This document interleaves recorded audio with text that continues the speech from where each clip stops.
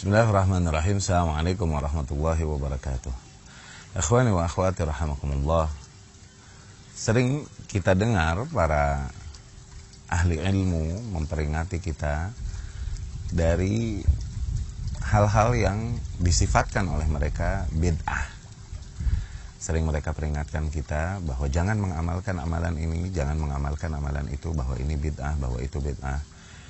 Dan seringkali juga timbul di dalam benak kita pertanyaan, apakah segala sesuatu yang tidak ada contohnya dari Rasul Shallallahu Alaihi Wasallam maka harus kita hukumkan bid'ah, dan selalukah yang namanya bid'ah demikian terlarang dan sesat? Dan kapan menghukumi sesuatu itu adalah bid'ah yang memang sesat dan terlarang, tidak boleh dilakukan? Kapan menghukumi sesuatu bahwa itu adalah bid'ah yang memang diperbolehkan, ya. Yang pertama perlu kita ketahui bahwa yang dihukumkan bid'ah oleh para ulama adalah hal-hal yang memiliki keterkaitan dengan agama. Nah, misalnya dari sisi bentuk-bentuk ritual, ibadah dan lain-lain, atau bentuk-bentuk keyakinan, akidah lain-lain yang tidak ada contohnya dari Rasulullah Shallallahu Alaihi Wasallam, hal-hal demikianlah yang seringkali dihukumi oleh para ulama dengan hukum bid'ah.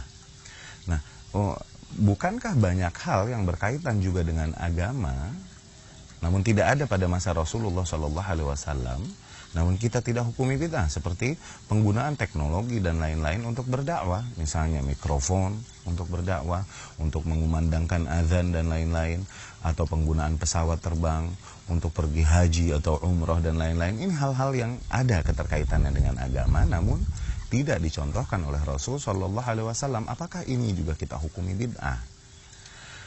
Maka coba kita fahami hal ini dengan kaidah yang indah yang diberikan, yang pernah disampaikan oleh Syekh Said Ruslan hafizahullah, tentunya dari kitab-kitab para ulama salaf rahimahumullah. Dihimpunnya hal ini seperti kitab Al-Imam Asy-Syatibi rahimahullah yang berjudul Al-I'tisam dan lain-lain. Ada 3 sifat yang kita harus nilai pada suatu hal sehingga kita dapat menghukumi apakah hal itu bid'ah atau tidak. Yang pertama adalah apakah Rasulullah Shallallahu Alaihi Wasallam mampu melakukannya. Yang kedua, setelah itu, adakah kondisi atau situasi pada masa Rasulullah Shallallahu Alaihi Wasallam yang mendorong dia untuk melakukan hal tersebut. Yang ketiga, setelah itu semua, adakah riwayat dari Rasulullah Shallallahu Alaihi Wasallam yang menegaskan dengan sahih bahwasanya Rasul Shallallahu Alaihi Wasallam melakukan hal itu sedemikian rupa. Coba kita fahami kaidah ini. Hukumkan suatu hal yang kita hukumi bid'ah. Misalnya membaca Al-Fatihah, mengirim Al-Fatihah untuk yang meninggal. Mengirim Al-Fatihah untuk yang meninggal. Maka bagaimana menghukumkannya? Coba lihat, apakah Rasulullah Shallallahu Alaihi Wasallam mampu membaca Al-Fatihah? Tentunya jawabannya adalah mampu. Yang kedua, adakah situasi atau kondisi yang menuntut Rasul Shallallahu Alaihi Wasallam untuk mengirimkan Al-Fatihah kepada individu-individu tertentu? Tentunya ada. Para sahabat yang mati berjuang membela Rasul Shallallahu Alaihi Wasallam dan sahabatnya, sepantasnya lah Rasul Shallallahu Alaihi Wasallam mengirimkan Al-Fatihah kepada mereka sebagai bentuk kemuliaan Rasul kepada mereka. Setelah itu semua, adakah asar? Ini yang syarat ketiga. Adakah riwayat yang sahih bahwa Rasulullah Shallallahu Alaihi Wasallam mengirimkan Al-Fatihah kepada mereka? Maka jawabannya adalah tidak. Sungguh tidak ada Rasul Shallallahu Alaihi Wasallam melakukan hal tersebut. Maka kita hukumi hal tersebut, ibadah tersebut sama dengan bid'ah. Demikian pula membacakan Yasin untuk yang telah meninggal pada hari-hari tertentu, hari ke-7, hari ke-40 setelah meninggalnya seseorang. Bagaimana kita menghukumi hal ini? Kembali dengan kaidah tadi. Yang pertama, apakah Rasulullah Shallallahu Alaihi Wasallam mampu membacakan Yasin? Tentunya ya. Rasul mampu membaca surat Yasin. Yang kedua, apakah ada orang-orang yang pantas Rasul yasinin, yang pantas Rasul bacakan atasnya surat Yasin setelah mereka meninggal?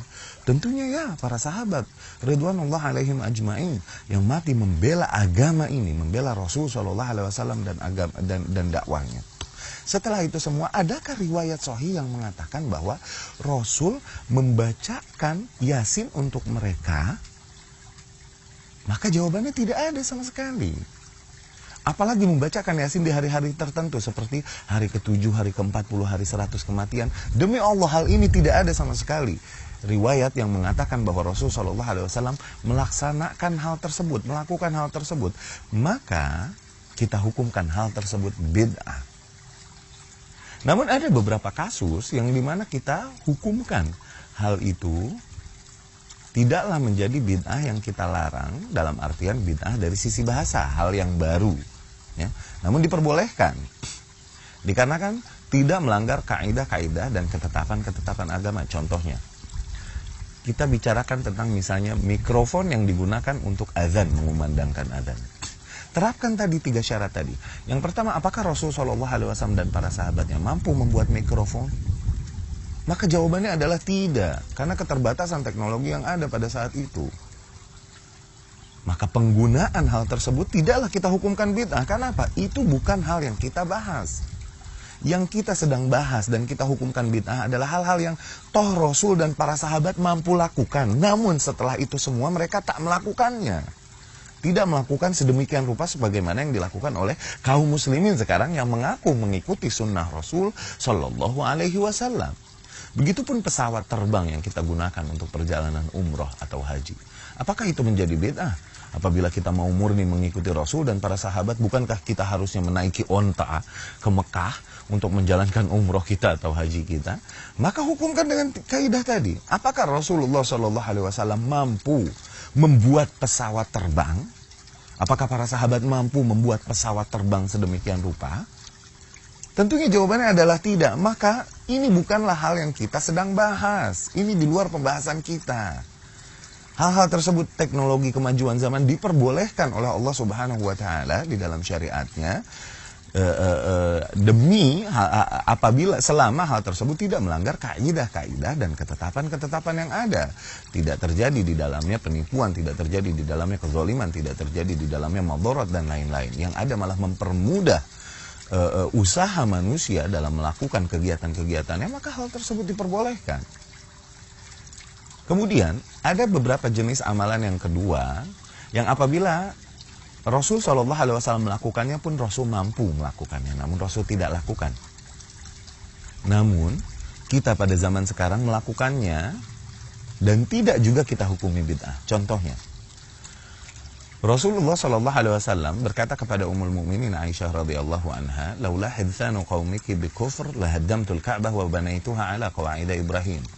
Kalau bukan karena kaummu baru saja kafir kemarin, yakni belum lama mereka berada di Islam, belum terlalu kuat akidah mereka, niscaya aku akan hancurkan Ka'bah dan aku kembali bangun sesuai dengan pondasinya Nabi Ibrahim alaihissalam.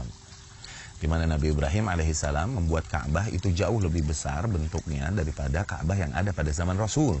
Dikarenakan pada saat itu Ka'bah hancur dan dibangun kembali oleh kaum Quraisy, namun kekurangan dana akhirnya mereka membangunnya lebih kecil daripada pondasi yang dibuat oleh Nabi Ibrahim alaihissalam. Rasul berkata kepada Ummul Mukminin Aisyah, andai saja kaummu belum lama kafir kemarin, yakni belum terlalu kuat akidahnya di dalam Islam, niscaya aku akan hancurkan Ka'bah dan aku akan bangun kembali sesuai dengan kaidahnya atau pondasinya Nabi Ibrahim alaihissalam. Nah, terlihat betapa situasi dan kondisi yang ada pada zaman Rasul SAW menahannya untuk melakukan hal tersebut, menghindari kemadharatan yang terjadi lebih besar. Padahal Rasul mampu. Kalau dia mau lakukan, Rasul mampu. Hanya untuk membangun tembok Ka'bah, mampu. Namun tidak Rasul lakukan. Kemudian dilakukanlah sepeninggal Rasul SAW. Yang pertama oleh Abdullah bin Zubair radhiyallahu anhu ketika dia menjadi khalifah di Mekah, ya, menjadi khalifah, dan dia akhirnya memutuskan untuk menghancurkan Ka'bah dan membangun kembali sesuai dengan pondasi Nabi Ibrahim alaihissalam, meneruskan apa yang Rasul SAW niatkan di masa hidupnya. Terlihat dalam hal ini bahwa Rasul mampu melakukannya, namun dia tidak melakukannya. Namun apabila dilakukan di masa setelahnya, maka tidak juga jadi bid'ah. Dikarenakan apa? Dikarenakan situasi dan kondisi yang ada pada zaman Rasul belum tepat untuk melakukannya. Dan hal tersebut lebih tepat dilakukan di masa-masa setelahnya ketika akidah pada umat telah menancap kuat. Begitupun banyak hal lain, seperti hal yang kita lempar ketika haji, yang kita kenal dengan nama jumroh. Pada zaman dahulu kala, jumroh tersebut adalah hanya sebuah tiang. Dan sekarang jumroh tersebut adalah berupa tembok, bangunan yang megah. Rasul Shallallahu Alaihi Wasallam apabila pada masanya ingin merubah tiang tersebut menjadi sebuah tembok, Rasul mampu melakukannya. Membangun tembok bukanlah hal yang tidak mampu dilakukan oleh umat-umat terdahulu. Namun Rasul tidak merubah jumroh tersebut menjadi tembok bagaimanapun. Dikarenakan apa? Syarat yang kedua tadi, situasi dan kondisi pada masa Rasul Shallallahu Alaihi Wasallam belum menuntut Rasul dan para sahabat untuk melakukan hal tersebut. Jumlah kaum muslimin masih sedikit, sehingga satu tiang itu sudah cukup sebagai sasaran lemparan jumroh. Terbayangkah apabila kita paksakan satu tiang ini tetap kita gunakan untuk jumlah kaum muslimin yang ada dan melaksanakan haji di tahun ini? Apa yang terjadi? Maka madharat yang lebih besar akan terjadi.